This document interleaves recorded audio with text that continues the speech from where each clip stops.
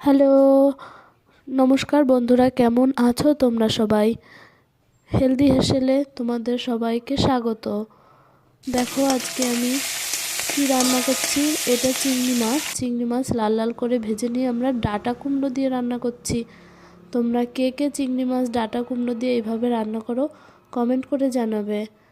আর যদি রান্নাটা ভালো লেগে থাকে তাহলে চ্যানেলটা সাবস্ক্রাইব করে দিও আর লাইক কমেন্ট করে দিও।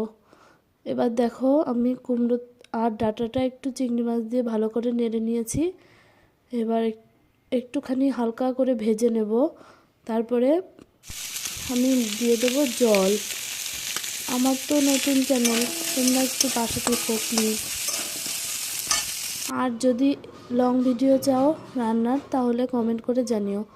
এবার জল দিয়ে দিলাম। দেখো আর একটুখানি জল দিয়ে দেবো আমি।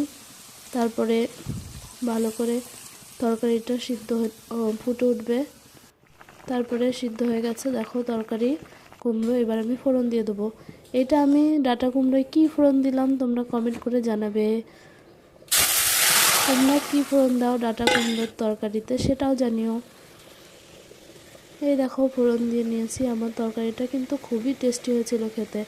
এভাবে কে কে ডাঁটা কুমড়ো রান্না করো কমেন্ট করে জানিও।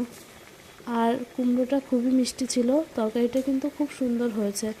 আমি এই সাইডে ভাতও করে নিয়েছি। বাই বন্ধুরা।